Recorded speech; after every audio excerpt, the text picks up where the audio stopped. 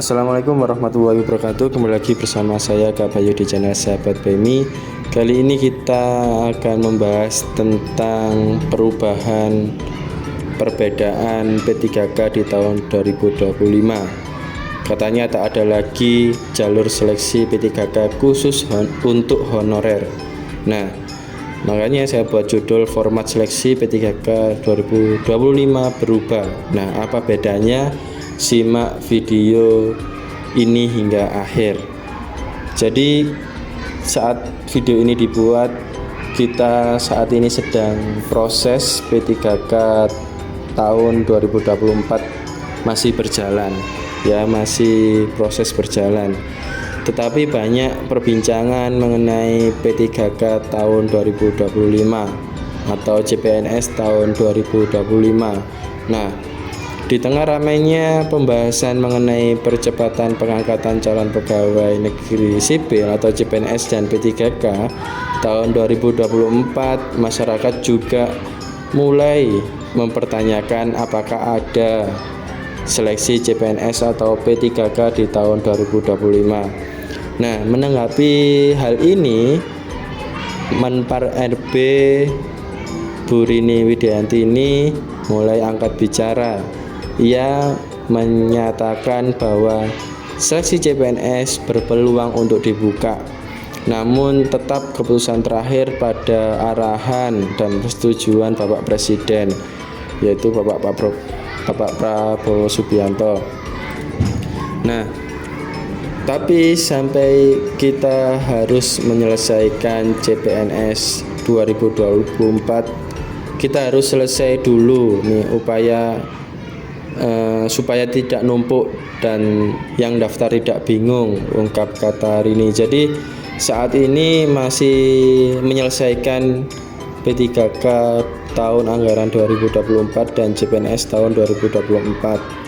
Makanya diselesaikan dulu supaya tidak bingung, supaya tidak numpuk bagi yang mendaftar. Ini ungkap Bu Rini ya. Nah, lantas benarkah seleksi P3K tahun 2025 akan ada format yang berbeda dari seleksi tahun-tahun sebelumnya? Nah, berikut ini informasi mengenai perubahan format P3K tahun 2025. Tentunya perihal ini akan ada perubahan skema rekrutmen P3K tahun 2025 yang kini ramai dibicarakan di sosial media. Apalagi beredar video yang berisi Menteri Sekretaris Negara Pak Prasetyo Hadi yang mengatakan jika Bapak Presiden Prabowo telah mengumumkan mulai tahun 2025 tidak ada lagi jalur seleksi P3K khusus untuk tenaga honorer.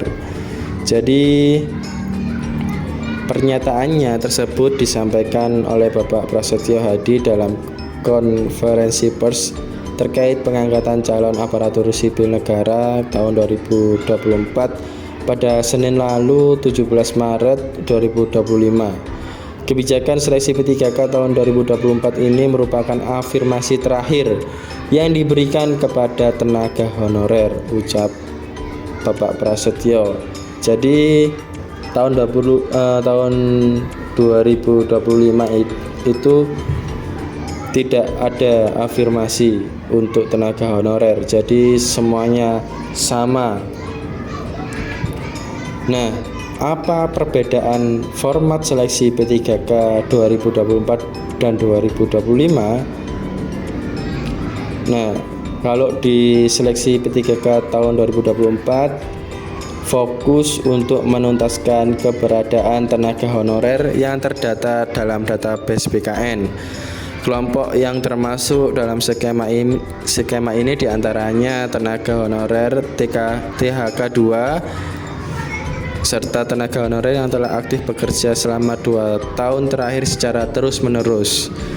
Dan kabarnya hanya sebagian yang diangkat menjadi P3K ya. Nah, ada yang P3K penuh waktu dan ada P3K paruh waktu. Tetapi sampai saat ini P3K paruh waktu masih belum ada kabar lagi apakah nanti yang tidak lolos di tahap 1 yang statusnya R2 R3 itu bakal menjadi P3K paruh waktu, apakah tidak? Nah, ini masih belum ada kabar lagi. Semoga ada kabar baik juga ya untuk teman-teman yang R2 dan R3. Apa ada informasi lain terkait tentang R2 dan R3? Silakan tulis di kolom komentar ya.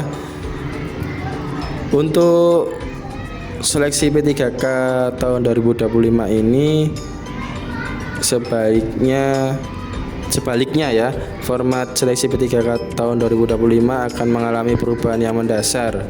Seleksi akan dibuka secara umum tanpa jalur khusus bagi honorer. Dengan demikian, seluruh masyarakat termasuk tenaga honorer swasta memiliki kesempatan yang sama untuk mengikuti seleksi ASN jalur P3K. Namun demikian, dalam regulasi pengadaan ASN secara umum terdapat batas usia maksimal pendaftar yakni 35 tahun. Artinya, baik tenaga honorer negeri maupun swasta yang hendak mengikuti seleksi P3K tahun 2025 harus berusia di bawah 35 tahun ya. Itu saja yang dapat Kak Bayu sampaikan, kurang lebihnya mohon maaf. Apalagi yang perlu dibahas untuk video berikutnya silakan tulis di komentar atau ikuti grup sahabat Baymi di grup WA, WhatsApp melalui link yang ada di deskripsi. Silakan diskusi bersama di grup. Terima kasih. Assalamualaikum warahmatullahi wabarakatuh.